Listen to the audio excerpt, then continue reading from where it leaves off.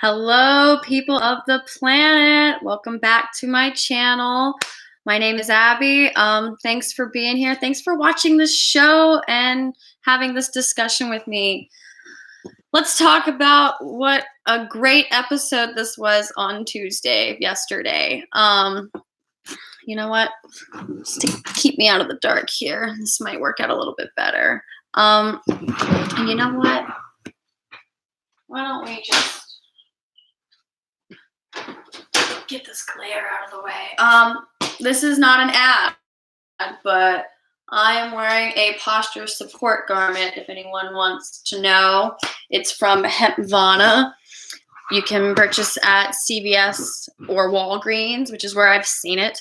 I called Bed Bath & Beyond first to see if they carried it, and they don't. I have been wearing this thing for 3 days now. Pretty awesome. So anyway, moving on. Let's get into this episode yesterday. Couple locations. I didn't count them, but we had 1, 2, 3, 4, 5, 6, 7, 8, 9, 16, 17, 18, 19, 20 characters on yesterday. So it looks like so far we're averaging at least 15 and up to 25 characters per episode. We'll see if that trend continues. Who do we want to start with? We can go ahead and start with, I guess, Jordan not being so much of a dumbass. She wanted to wait before, obtaining, whatever. Jordan wanted to wait a little bit before obtaining, I think that's the word, Valentine, because she didn't have a warrant. So she let him walk away because she didn't have a warrant to arrest him yet. So she had to take a second, I guess, and think about what just happened and then call the PCPD so then they could put a warrant out for the arrest before she actually arrests him. So I guess she's not so incompetent because she needed to go ahead and do that first. Getting into that, we saw, her say to Nina's face, oh yeah, he's got a warrant out for his arrest for fraud, tampering with a corpse, and if Ava's telling the truth, attempted murder. And, Nina had this sad little look on her face, and Curtis did his whole, aren't you happy about this? This is what you wanted face, and not just saying it. And of course, Nina said, no, this is not what I wanted. What I actually wanted was for him to tell the truth. I tried to give him a lot of chances to tell me the truth, and he didn't do it. That's what I wanted. I don't want him to lose his daughter, or his relationships, or what, his house or whatever. And Jordan called her out on that one. Jordan, this is one of the very few lines I've heard of Jordan lately. Heard from Jordan lately. I'm talking too fast. I had coffee. This is one of the few lines that I've heard from Jordan lately that made sense and wasn't stupid. She said, Nina, you didn't just invite all of us here just because you wanted, revenge, or you wanted to make him, be humiliated. I think you invited me here specifically knowing that I would watch this and then I could arrest him. She's not wrong. I don't think she's wrong. So good on Jordan for calling that one out right there. After that, I'm just going to go through my notes here because I think I was writing notes in order. So I don't know if I'm just going to keep piecing together characters or not. We'll see. I really enjoyed Finn sitting there with Anna talking, being all blubbery about like, oh my God, that kid is bleeding. We can't bring my daughter here. Look, she's going to get a scrape. And Anna's like, well, she'll learn and she'll get up and she'll keep trying. And then eventually she won't fall and she'll like it. And he's like, you're insane. That child is bleeding. I can't bring my child here. I hope she's sleeping because I left her with Chase and Willow. And what if they get her all hopped up on or something? He was all worked up being a dad, not wanting to let go. Scared man. It was adorable. They did that for a second before Felicia and Mac showed up, which was great. I'm so glad that we got to see those two. Haven't got to see them in a while. Felicia's haircut, let me tell you, my mom, she did not like it because she's used to seeing Felicia have such long, pretty hair. I liked it. I liked that she could wear the bob. She looked very pretty in it. She didn't look old or anything. It just looked like a nice cut for her. I prefer when they, make those bobs look nice. I know every once in a while, Kristen Storm's hair will get cut to her bob. Her wearing out extensions or having super long hair doesn't always look great on her. Too bad they don't get to experiment on that more. But what I do hate is every time she goes to get a fresh cut, it always looks too short. And I know it's because they don't want to cut her hair all the time, but I hate when her hair goes through that too short phase. It just washes her out, kind of makes her look a little round. And that's okay. I just don't, it's almost like a pixie cut sometimes what they do on her with her bob. Her bob is so short. And I just wanted to compliment the fact that Maxie's mother, Felicia, can wear a bob quite prettily.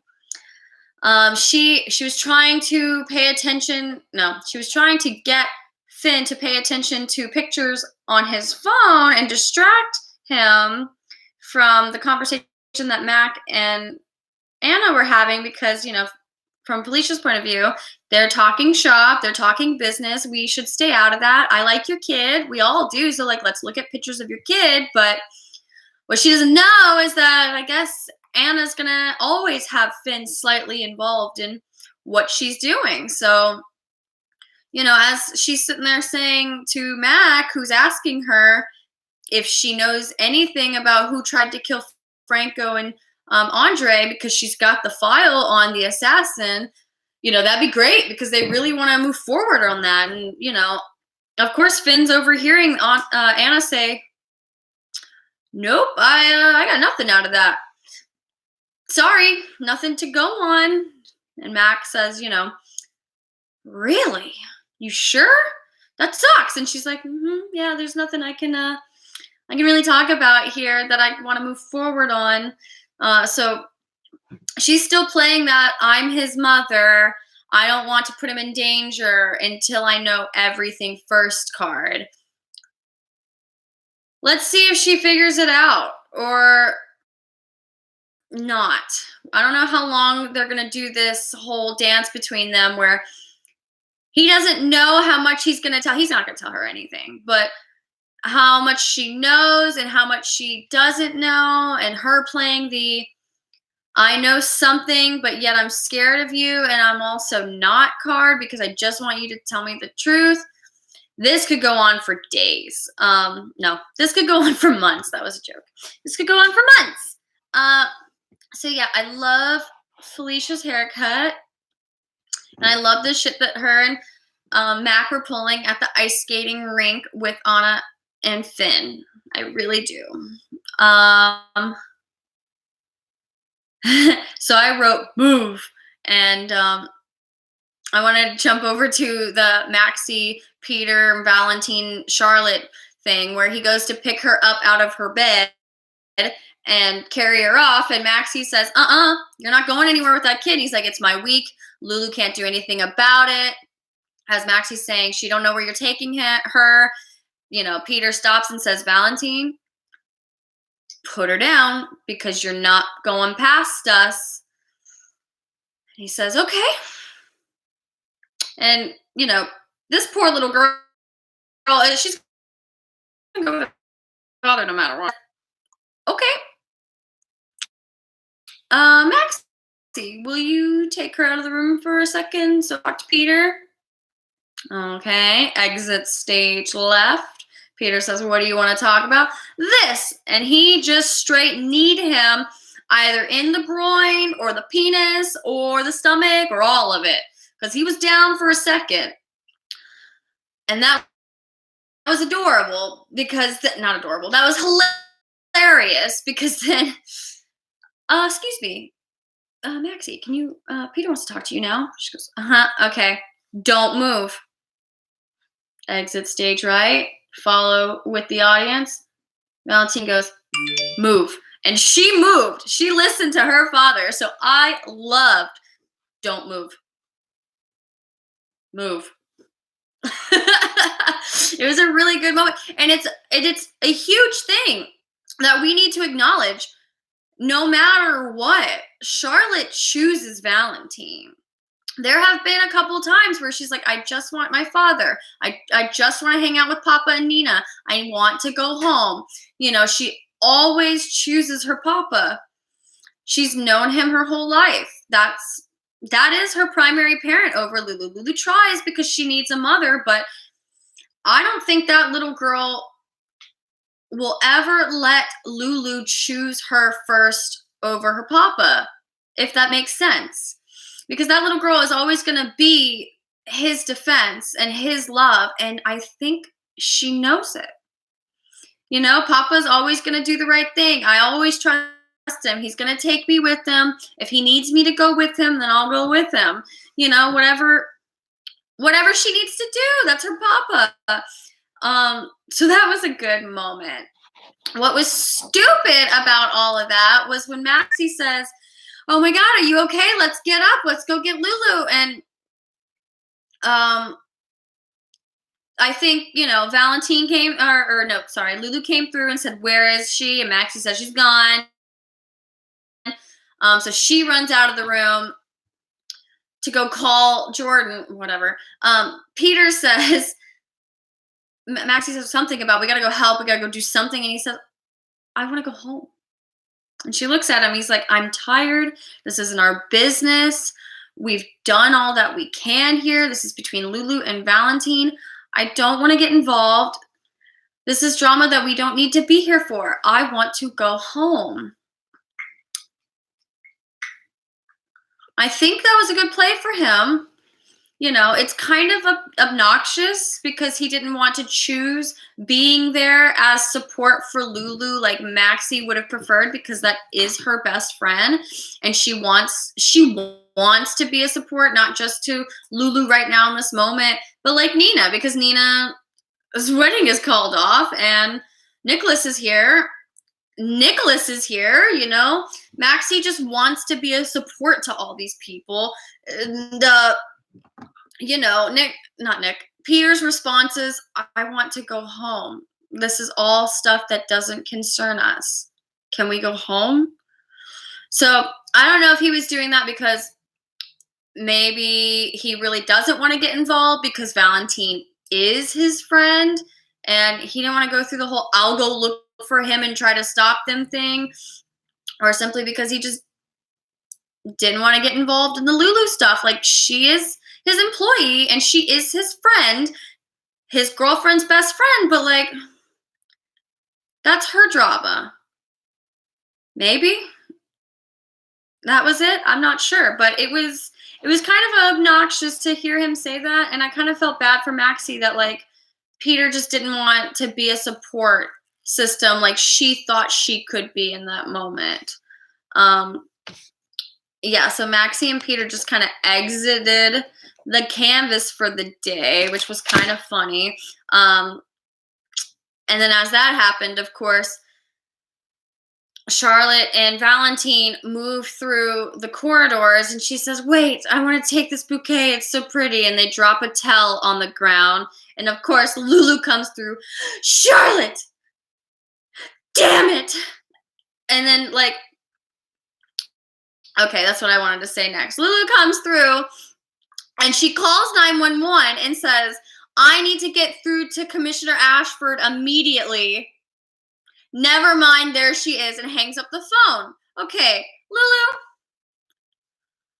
you have put your children in quite a bit of danger and stupid like spots here lately. And you've also like had to keep in contact, not just with Jordan, but with Curtis quite a few times these past few months. You were stabbed and like all this shit. you don't have Jordan's cell phone number in your phone at this point? Like, your mom is the mayor. You don't have her phone number in your phone? That was a dumb line. I just want to go ahead and say it made Lulu look really stupid. And it made her look like she wasn't like somebody. She wasn't somebody with connections, because she's like, I'm frazzled. 911, can you find Commissioner Ashford? Because she's in this house somewhere. Oh, never mind. There she is. Okay, bye. Like, that just made her look dumb. And that's what they do with this Lulu, is they make her look fucking dumb. I feel like Julie Marie Berman's Lulu wasn't this dumb. She wouldn't have done something like that. And if she did, it would have played better that it's strong Lulu Spencer in a weird out of shock moment that isn't normal for her, versus this Lulu who's constantly in a fragile state, who's constantly in a, I don't know what to do. I'm such this tiny little squirrely thing, and it's so annoying. Okay, so that's how I feel about Lulu. She used to be my favorite character, but sometimes I don't like how sensitive and squallery and dumb they make her. I don't like it. I wish they would make her stronger and better and smarter. Moving on from that, let's see, who have we not talked about here? That was Lulu. Yeah, so before we go into like, well, okay, so I guess we should stop there, because Lulu didn't really know that Charlotte was missing yet, because before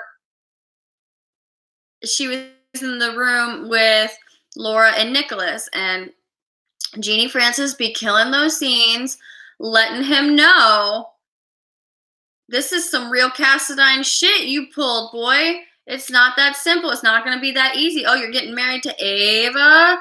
You're going to regret this. Whatever this is fucked. For a codicil? For a fake piece of paper? Really? I can't be a part of this. That was hilarious. I just want to go ahead and say her worry for Nicholas could be foreshadowing an evil Nick. Even like him and Ava being a good match is their union, which they did not specify here that it was for money. We really tried to pull that out of them this episode. If it was for money, if she was getting him for the codicil, like what is it that she's getting out of this? And Ava just simply responded with, well, despite what he's done, I'm over it, which Ava and Laura scenes are just amazing. They're just amazing. I love Ava and Laura together. Mara Rest and Jeannie Francis have really great chemistry on that screen. I just fucking love it. I do. And I love that she only managed to get one. We watched her put mascara on one eye, and then she answered the door. And for the rest of that scene, she had one eye done and one not done, and nothing else on her face. And I fucking loved it, because that was real and that was human, and it wasn't just a face or acting or whatever. It's like, no, she's in the middle. All she's got really is mascara. Let me put it on. Oh, I'm getting interrupted. And she sat through the rest of that scene with one pretty eye and one with nothing on it. That was a cute little tech moment for me. I'm just going to go ahead and shout out that adorableness that they pulled on Ava right there. So I'm going to go ahead and scratch that off my list. Yeah, I'm having trouble keeping up with the episode and the people today. Probably because I watched it yesterday, so I'm like forgetting stuff. Let's see. Let's go back. Yeah, Finn's a worrier. Anna's doing whatever. Charlotte ran off with Valentine. They got into the catacombs. it was pretty dumb. They go into the catacombs, but before they go, Charlotte wants to grab the bouquet because it's so beautiful, and she drops a towel. And of course, Lulu says they're in the catacombs. That was dumb. I'm sorry, but her saying they're in the catacombs and them looking, and us ending with her looking shocked and looking back, almost as if she was about to go in there herself. And then we cut to, so not Nicholas, Valentine made it off the island. He's not on the launch with Jax and Nina. He actually made it to the ice skating rink somehow he's cutting through the park where the ice skating rink is, and it's midnight, and runs into Anna and Finn. Somebody called it in because shortly after Mac was there, and he knew about the APB out, I guess, or he must have heard it. He got it. He's the chief of detectives or something like that. Chief of whatever. So somebody called it in because he was standing there for too long, and sure enough, that's where they were. So we completely missed this gap between what would have been hopefully Lulu trying to run around the catacombs to go find them and discover what the way out is and where his boat or whatever, his little dinghy, whatever the fuck secret boat that Valentine underground tunnel that he's got to the mainland. That would have been cool to see. I hate that they cut it that way. It was just dumb. She was like, they're in the tunnels. And then cut to, they're not in the tunnels. And he's talking to Anna for 5 minutes, and then suddenly everybody's standing there, and they're like, you better let her go. You better let this kid go back with her mother because you don't want her to be a part of this. Don't do anything crazy. Like, I think they wanted to make sure he wasn't going to, like, pull out a gun and be like, I will shoot you if you don't let me out. This is my weekend. I want to take my child somewhere. Let me take her. And they're like, Valentine, you can't do that because we know where you're going. You're a flight risk. That's what you're doing. You're leaving town and you're taking the child, and that's clear. Except, like, we can't say all of that right now in front of your child. Yeah, I'm skipping stuff. I want to go back to before we get to this ending here. Jax and Nina. Nina's standing there. She comes out, and he says he got her a room set. Let's go get coffee, right? So she comes out. I want to get the fuck out of here. I gotta leave this house. Blah, blah, blah. She does this whole scene. Jax says, I got this. Cut to, they're at the coffee shop. She's like, her doe eyes that she gives him. Thanks for the coffee. He was like, yeah. She said, I have no idea where I'm going to stay. He's like, well, I booked you a room, and I called Maxie. I figured she can, or you can call Maxie. He said, you can call Maxie, and she can go get your bag ready from Windermere tomorrow. And Nina's like, I don't really care about stuff or packing things. What I care about is how shitty this feels and how, this is going to affect Charlotte. You were right. She just wanted to keep talking about how he was right, and he knew what would happen, and, like, she does feel as shitty as he said, and whatever. She was doing some weird repenting flirting there. So, she said, all I want to do is just get in a bed and go to sleep after a hot bath. And he was like, well, that's good. I got you a hotel room. Let's go.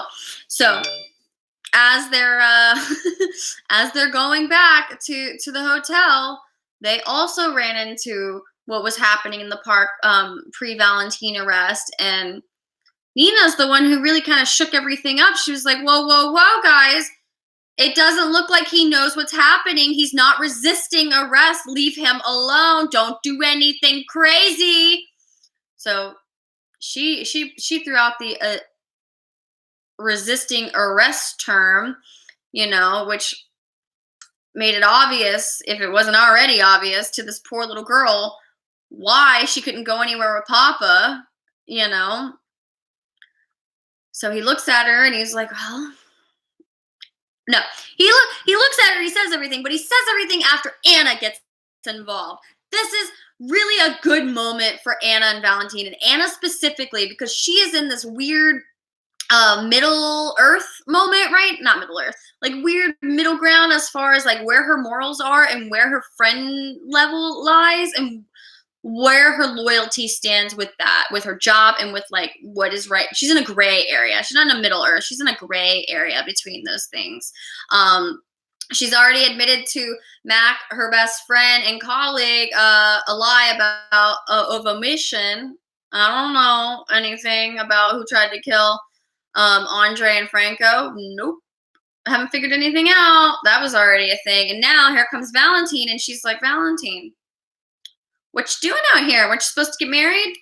Oh, I'm sorry to hear that. So you guys are going to leave now because things are weird at Windermere? Well, it's weird. You've got her out here at midnight. And he's like, yeah, that's why I'm going to leave. You know, they go to leave, but so all the commotion breaks out. And right before he tells his ma petite, you know, I have to take care of this. Go with your mother. I will come back for you. Before he says all that, he could have done something drastic if it wasn't for Anna. She came through and she said the right thing to Valentine. This is what Valentine needed to hear. I think I wrote it down here.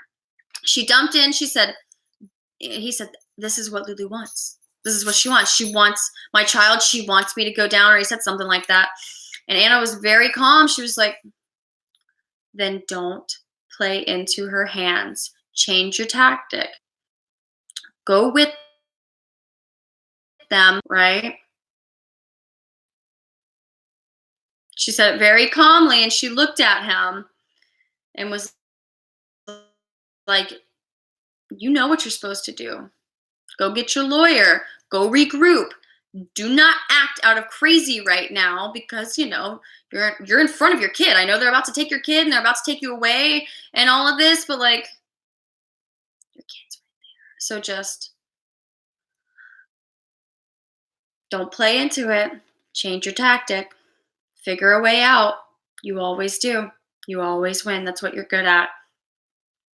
And that led to the moment where he said, okay, ma petite, I need you to go with them. And then she goes and she looks at her mama and she's like, don't worry. They've just made a mistake. Papa's going to be fine. And Lulu's like, let's go.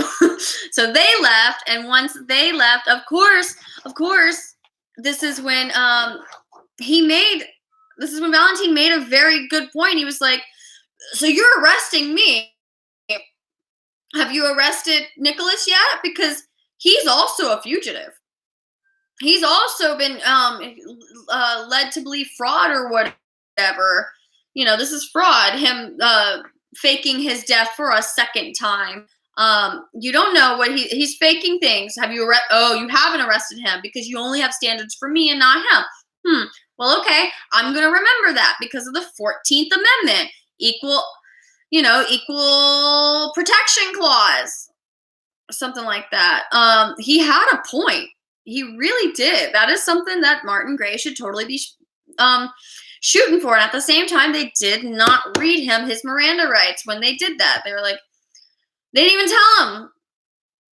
And I hate that they're not doing that because that was something they always did when Dante was on screen and he was arresting somebody. He always had to get through his Miranda rights because that was the kind of cop he was to make sure we heard that. Because that is a stupid thing to not put on screen because they can use that at any time. He didn't read my Miranda rights in the moment. And that's true because we didn't see it. But if they don't show us, we just kind of have to assume they did it at some point, like when he got in the car after they've already arrested him, which is that the way you do it? I don't know. It's stupid when they do shit like that. But he had a point. You know, he was not wrong about Nicholas. Nicholas needs to be going to fucking jail too. This Nicholas can't just show back up into town, marry Ava, and then just live happily ever after in Valentine's house after what he's done. And it looks like the scenes for tomorrow, him and Ava are there the next morning. So, you know, she didn't come back and pick him up like she should have. So that was another dumb Jordan part right there. let's see. So Jax got the room, and oh yeah. So where the fuck did Liesel go? She just kind of disappeared once Nicholas showed up. I don't know if anybody else noticed that, but she kind of just dipped. Which, where does Liesel live on the island? Does she live like in her own house off the island? I don't think they specified what happened to Liesel. She just kind of like, and didn't stay with Nina after Nicholas showed up. I don't know. So Liesel just kind of dipping out. That was weird. That was a weird moment. To just, there was no specific moment. I just realized later. I was like, where the fuck is Liesel? Yeah. So we talked about Jax, talked about Curtis and Jordan and Nina, Valentine. Yeah, Kevin and Laura being in the room with Nicholas and Lulu and Ava's eyes. I will say, he's marrying her, Ava, but a few weeks ago, he called Hayden his darling wife. And they stated that because he's still alive, the wedding is, or not the wedding, but the marriage is still, there. It's not nullified or in void or anything. It's still very much a legal binding union. Now, that's not to say that because he made her ass skip town and he might know where she is, that he could have just sent her divorce papers and she fucking signed them.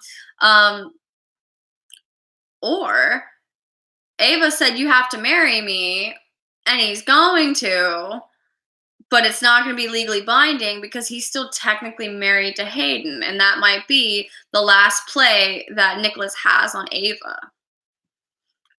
We'll see. That's what I think. I think he might drop that one on her when she shows back up. Who knows? Whenever Jax was telling Nina about Courtney, he mentioned that he was married to her when Spencer was conceived. I forgot that he was married to her at that time. I do remember that he wanted that baby because I think she died in childbirth afterwards.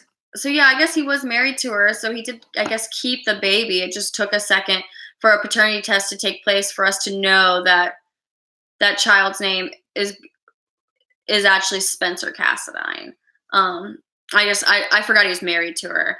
I forgot the marriage. So I need to look back on some old YouTube videos and see when that happened. I know that I remember seeing some scenes of when Jax first fell for Courtney. He was trying to swoon her and charm her, and she was like, you only want to get to Sunny because that's why you're talking to me. It'll get to Sunny. Getting his little sister. I bet that's it, right? And he was like, no, I just want you. I remember he charmed his way in. I guess I just don't remember the whole love story of how they ended up getting married. And then there was I guess a moment where she slept with Nicholas, and then they had to deal with that just before her tragic death of childbirth or something like that. I forgot that last bit, which really sucks because I loved Courtney. But it was nice that we got to have that moment with Nina where he shared that. So he was honest with her. And I guess we could talk about Sunny and Carly talking to Gladys today. Carly let her know that, bitch, you are only here throughout the holidays because of Mike. That's it. You're not going to utilize us or use us or manipulate us for any other reason. Holiday's over tomorrow, and then you're going to go home. Got it? And she was like, yeah, got it. Whatever. Kind of look on her face. And Sunny said, well, you told her? And she was like, yeah, I did. but it didn't really set right, you know? It looked like it not really fell on deaf ears, but it looked like, you know, they weren't ready to admit that Gladys is not afraid of them or to like say no to them. So I like that his henchman showed up and said one of the coffee trucks got hijacked, which I'm pretty sure hijack is for a plane, LoJack is for a car. I could be wrong. So I guess I'm not pretty sure. I'm kind of sure. But that was some funny verbiage that he used there. Sonny said, okay, we'll let them take the truck. If, you know, the cops find our truck, they're only going to find coffee. And at least they'll know that, you know, I am a legitimate coffee importer and someone's fucking with me. Is that all that was? Because I guess now they're introducing a someone wants to fuck with Sonny storyline, I guess is what's happening there. Whatever. We'll see. Maybe it's to do Gladys. I don't know. I think last but not least, I'm going to jump right back to Nina feeling so responsible for this. There at the end, you know, she had to watch as Charlotte said goodbye to her father for God knows how long. And she said you know, right, like what was the last thing she said right before she walked off was like, we need to stop at the liquor store so I can buy a bottle of scotch because I need a drink. Are they foreshadowing that Nina's about to like become an alcoholic because this is hitting her that way? Is that what's going to end up happening? I guess Alexis could be her sponsor. I guess that's how they could blend those two. I don't know. We'll see. My predictions for this is that the way that Charlotte's going to find out that Nina is responsible is when they bring Spencer back. Spencer is not only going to be angsty towards Nicholas, the whole thing, he's going to rub it in little Charlotte's face. Probably when her mom brings her up there to like get her stuff from Windermere, he'll be there.